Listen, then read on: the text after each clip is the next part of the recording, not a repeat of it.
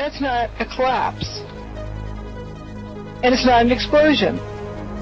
It's a building frothing up into powder. We're talking here about 43,600 windows, 600,000 square feet of glass, 200,000 tons of structural steel, 5 million square feet of gypsum, 6 acres of marble, and 425,000 cubic yards of concrete, turned in good part into a cloud. Where the hell did these buildings go?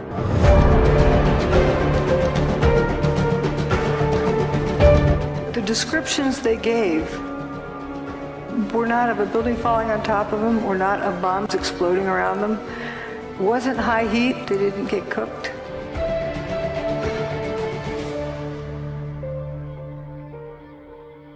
Tower 2 is basically missing. Tower 1 is missing over there.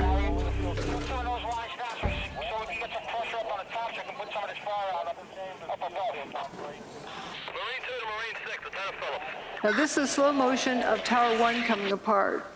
And you notice this, there'll be some column that starts falling down this corner. I think it's in here. And we're going to follow it down and watch how it just turns to dust completely.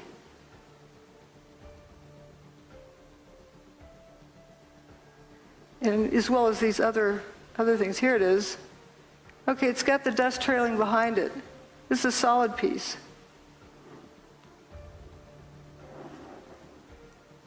It's like ice cream melting. It's going away.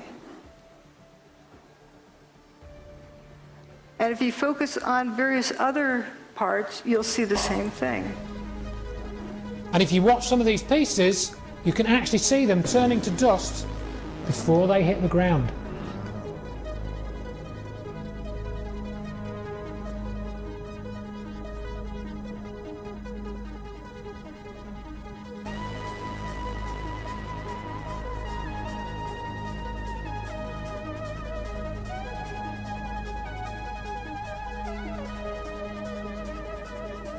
It turns to dust.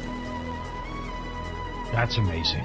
That is amazing. I mean, just like a Star Trek thing. It just, poof, it's gone. What we saw and what happened on 9/11 was something that we as the public had never seen before. There's a cluster of core columns that remains here. Watch what happens to them. It peels away like a banana.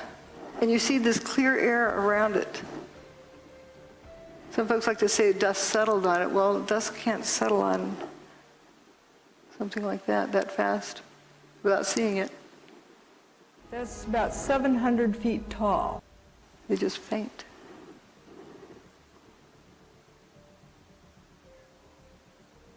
We're going to go look down on the ground right next to where this was coming down. That's the Verizon building right there. This is that intersection where that material was falling. Right after everything's settled, these people who are hiding come out of their hiding places. And they're probably in awe. There's, no building here. You can see sky. I had no idea what was over us. I'm thinking 110 stories. How much rubble that is, if they start pulling it apart, how long would it take for them to get to us? But then the strangest thing happened. This beam of sunlight came right in on us. After the dust settled, they looked up and saw blue sky. I'm like amazed now. It's a 110-story building above us, and I'm looking up at the sun. I mean, you didn't find a shard of glass, anything that looked like would be used by a person, you just didn't see.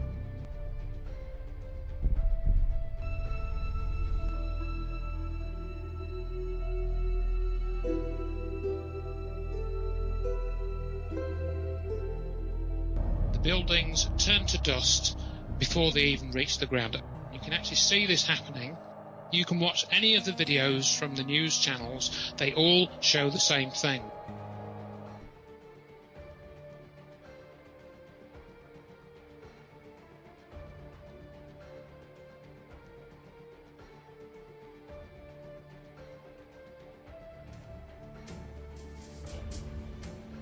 whether you go with the official story of the pancake collapse and so on, or whether you go with this later story of bombs in the buildings, the building in either of those two sets of circumstances would have hit the ground. Basically, it would have clattered to the floor over a period of well over a minute.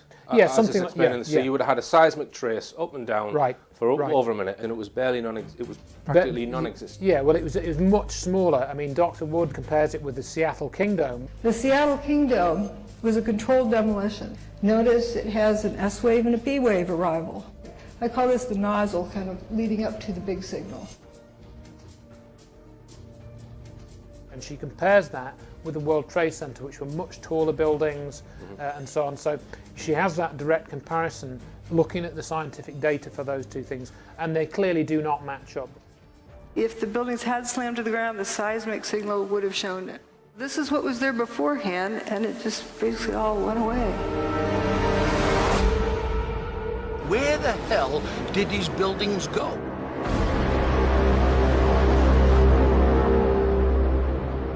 Relative to the size of the building, there wasn't any debris left. You know what day the picture was taken, because Building 7 is still standing, so it was before 5 p.m. on 9/11.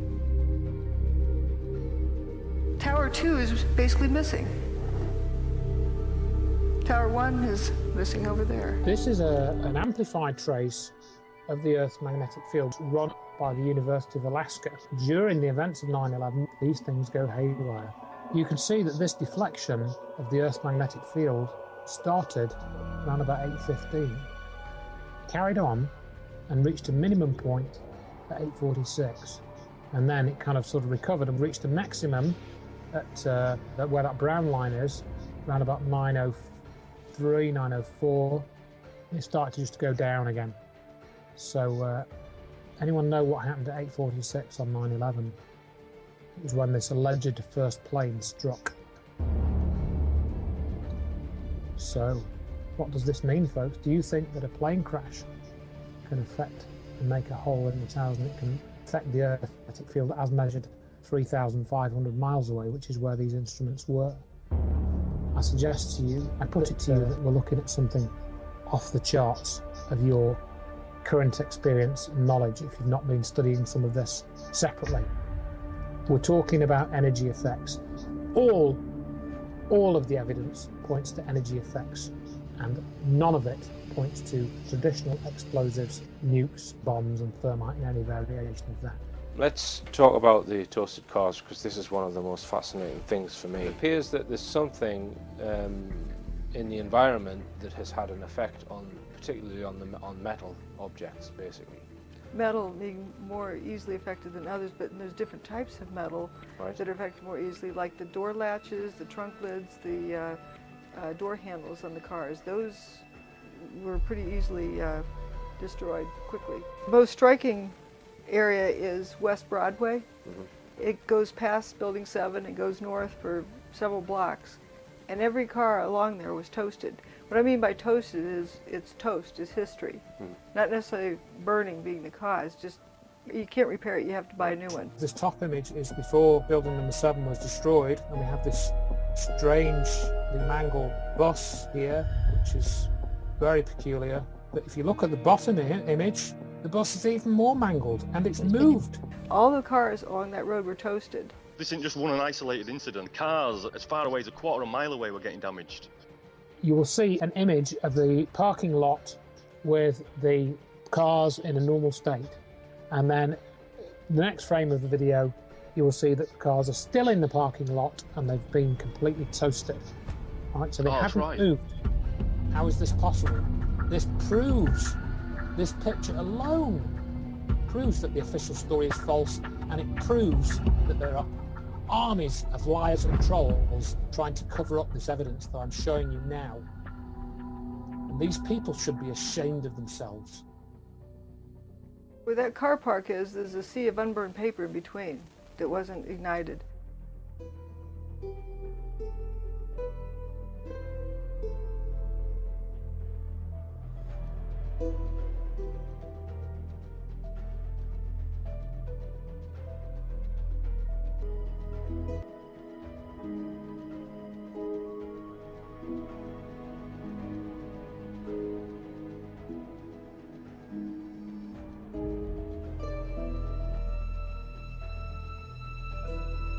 got a car Yeah. here that's half damaged and half pristine. If you like put your hand over one half of it, it looks like a new car.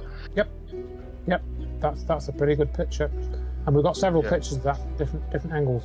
And this, I'm pretty sure this is on FDR Drive. This car, Yep. which is about half a mile away. Whatever happened to that car, it shouldn't have happened like that. So if it happened here or it happened underneath the World Trade Center, it wouldn't matter.